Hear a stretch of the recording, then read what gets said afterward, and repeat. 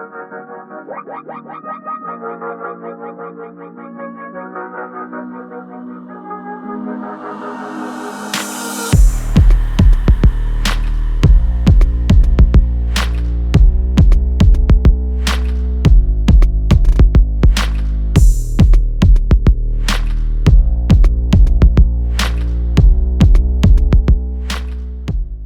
what do we have for you this week? This is not a Jimmy Glenn vehicle. This car was kindly donated by Dougie from the B&M Centre. So Dougie, thank you very, very much for this. And there it is. So do not let the rather subtle E46 M3 looks fool you. This car is far from standard, which I'm sure you'll see over the course of the video. First and foremost, this car is not naturally aspirated anymore. Power is increased to north of 500 brake horsepower. Not quite sure what the torque figures are, and that's thanks to the fitment of a VF Engineering Superchargers kit, which also comes with water intercooler as well. This is quite possibly one of the most exciting cars that I'm going to have to drive. I'm going to drive on the channel to date. Just like to put out there, if you've got something that you would like for yours truly to take out and do a wee video of, please get in touch. Always looking for new and interesting ways to spice up the channel. And I think this is going to be pretty spicy. So let me just cut you here and we'll start with the good stuff and get the bonnet open. And as if by magic, we have the bonnet open. So if anyone has driven an S54 powered car, whether it be an M3 or a Z4 M, let me know if you agree that it is a fantastic engine, but it never actually seems to, it just revs and revs and revs and revs. Before you know it, you're going 120, 130 miles an hour. There never actually seems to be a point in the rev range where it really starts to pick up and get going. It's so linear. Now, the character of a supercharged engine will replicate that linear power delivery, you know, completely different from a turbocharged engine where you've got to wait and then there's a big spike of torque. This just gradually builds, boosts and feeds as the RPM increases. So it will be very interesting to see if it's changed the nature of the power delivery, which I don't think it's going to, or is it just going to make everything, you know, up 5 or 6 notches from the off. Give you a quick tour of the engine bay. Don't be expecting me to get too technical, but I can show you the main parts. So this whole area here is where your VF Engineering Supercharger kit lives, bar the intercooler, which will be buried down in here somewhere. So we've got the actual supercharger itself here, we've got the intake, and then we've got the VF plenum, which is mounted onto the car's original individual throttle bodies. So if anybody has got any petrol in their veins, to hear the words boosted on individual throttle bodies will agree that that's got to be an awesome combination. So before we get onto the cold start and then getting out into the car, we'll take a wee wander around and I'll just let you see what the car's like on the outside. This car is built more for purpose, for performance, rather than being a show pony. Just to give you an idea of what sort of brakes we've got in here, we've got the Alfa Romeo Quattrofoglio calipers repainted in green. It's on a Nankang NR1 tyre in the front. It looks like we've got a bit of rubbage here. Got really nice stands, got a set of spacers on the front. Yokohama 808Rs on the back, again with some really beastie fitment, loving that. The car's sitting on a set of ST coilovers, which are a subsidiary of KW, I'm told, but certainly find out what the car rides like. But at this point in time, they've got the stance absolutely bang on, and then just a wee peek inside. Nothing spectacular. Personally, I think that is the worst seat ever to don the interior of any M car, but it does have one of the best steering wheels. A couple of bits of the interior trim are away to get repainted. Now let's see what it sounds like. Cold start coming up. Oh. Get your BBC Radio 2 off. The fan off.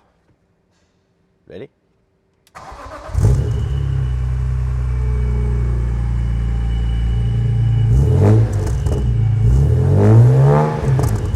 Entirely sure if the engine note will actually sound any different just on idle, because the supercharger's not producing any boost. do have a rather nice sounding exhaust note.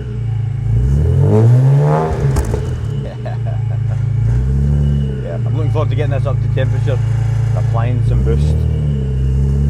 Let's get out.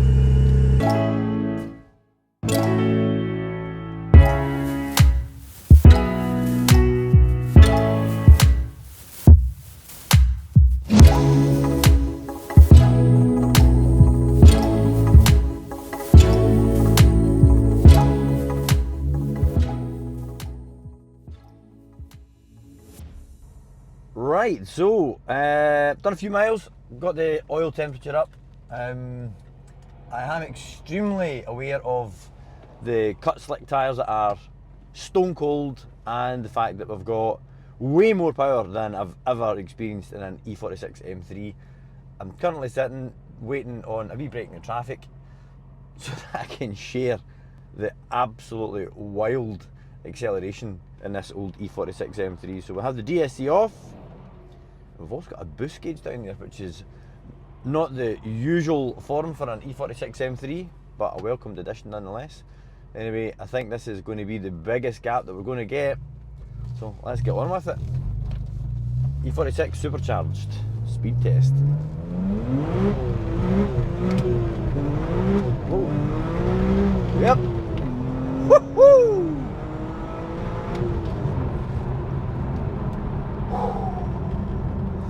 Like it. It's lovely. It's so nice. It's like OEM power. It just doesn't even feel rough or like aftermarket, if you know what I mean. It just, anyway, I'm going to pause this just now because we're in a set of traffic lights, and I'll get you back in a minute. So this car is far from finished. It's been a bit of an ongoing project. I believe Dougie's owned the car for a number of years. The Charger's been on it for 5. So we've got, alignment's not great. I don't know how old the tyres are. I'm obviously conscious that the car isn't mine, and poor Dougie put his car in to get it detailed, and here I am out ragging it for YouTube. So Dougie, thank you very much, and a big special shout out to the B&M Centre, of whose link I will put in the description below. So I'm going to give this another blast. Wish me luck.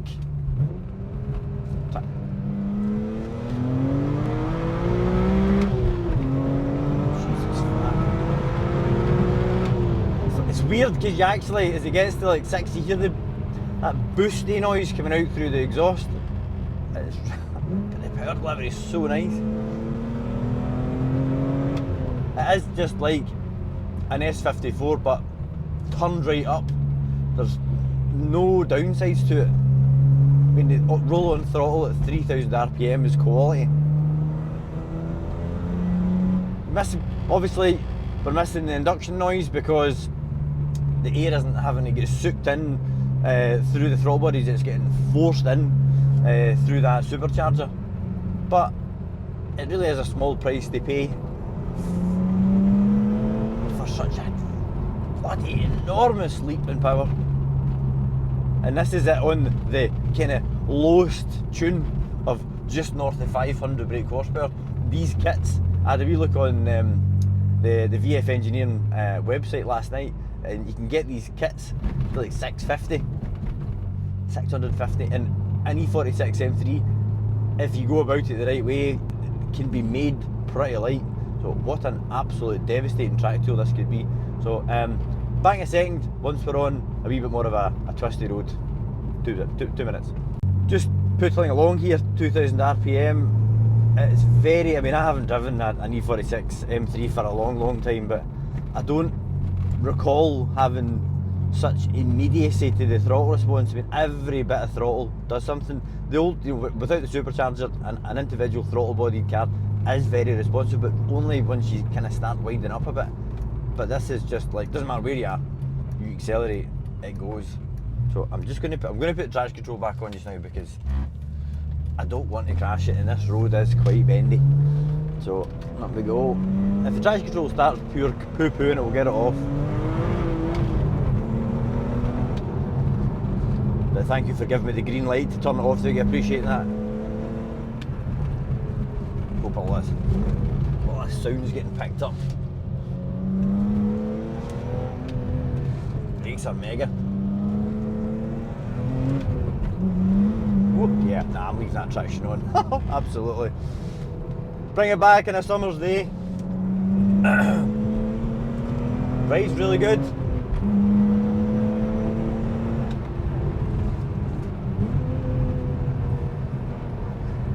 Blind crest always gives me the fear because there's a left-hander after it and then a big puddle.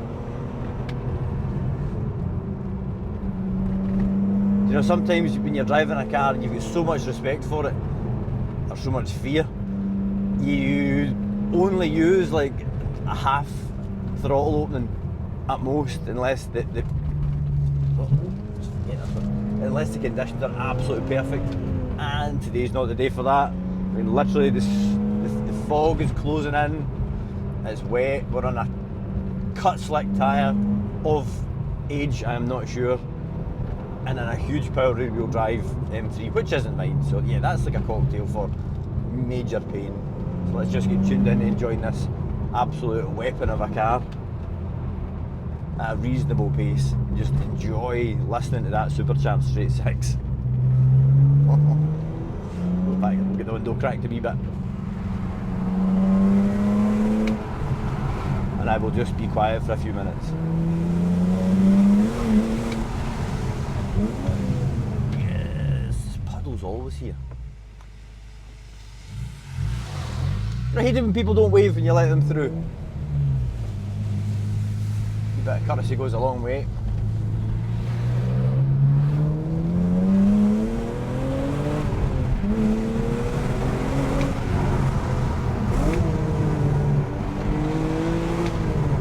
Pedal is perfectly positioned for heel and toe. They've really got my Adidas on today, which aren't really great.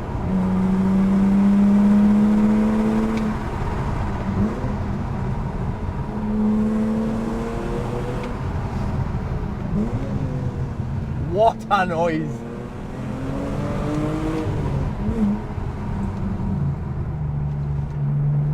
Induction noise. Haven't missed it for a second.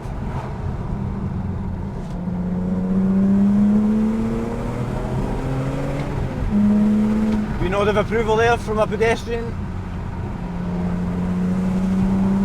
and I'm not surprised. This is one of the cars that if you really got to know it, at the end of your favourite road your mouth would be bone dry.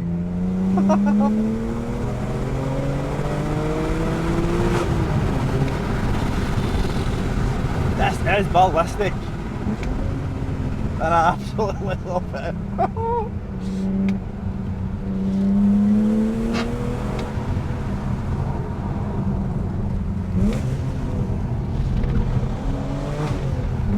Oh, so good. Could really be doing with a set of bucket soap. Definitely. A set of buckets, set of lowered mounts, harnesses, half cage. You know the drill.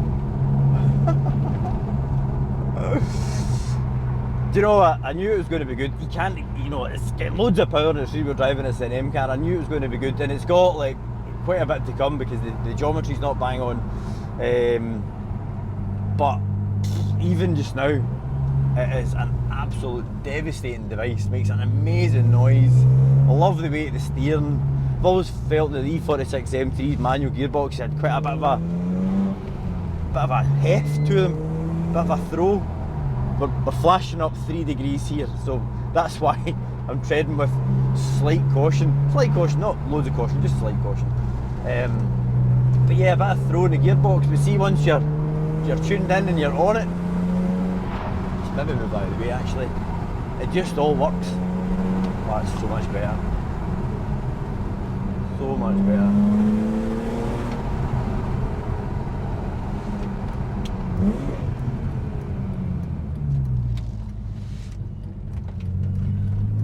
Just to show you how unprepared we are, we've actually got a bottle of Iron Brew floating about in the back seat. Don't believe me? Look.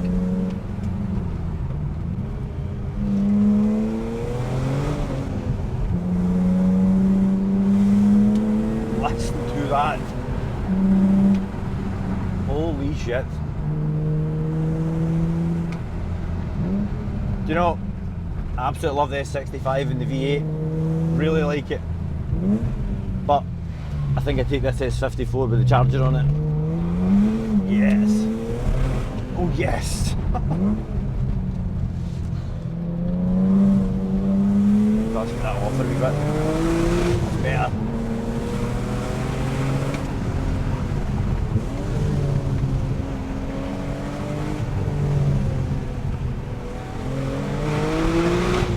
Oh man, when you turn the traction off, it really does just let it go.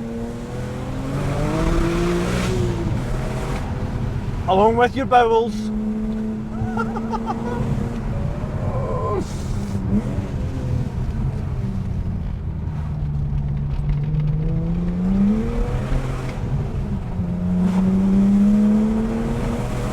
Yeah, we're moving a bit to the back now.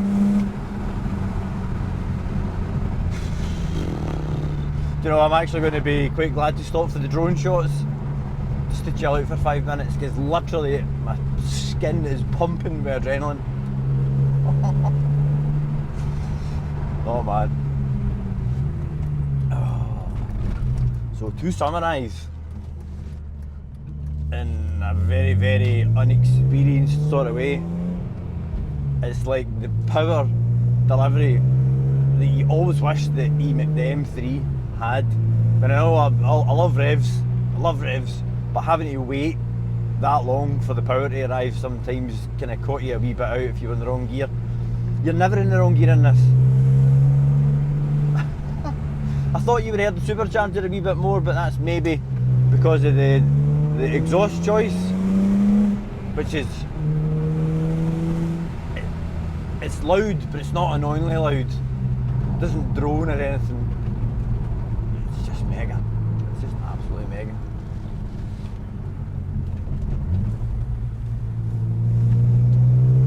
So I think that's I'm pretty much spoken out here, guys. I'd love to be able to articulate it better than what I have done in the video. My facial expressions will probably tell you just as much as the words that are coming out, maybe more. But if you ever get the chance to drive a supercharged E46 M3, grab it with both hands. It is some experience. And Dougie, thank you very much for giving me the chance to take your car out. I've only met you once years ago, so it was a big leap of faith letting me out in your M3 unassisted, especially given it's not exactly great driving conditions with the temperatures. If you have a car that you would like and trust me to drive on the Jimmy Glenn channel, get in touch. I'd love to give it a bash. As you know, we're trying to build the channel up. We're getting there slowly. Hopefully I'm getting better video by video. Let me know. And as always, if you haven't already, if you could subscribe to the channel, I would really appreciate it. Put out one video a week, and as you can see, it can literally be anything at all. Guys, I will see you next week.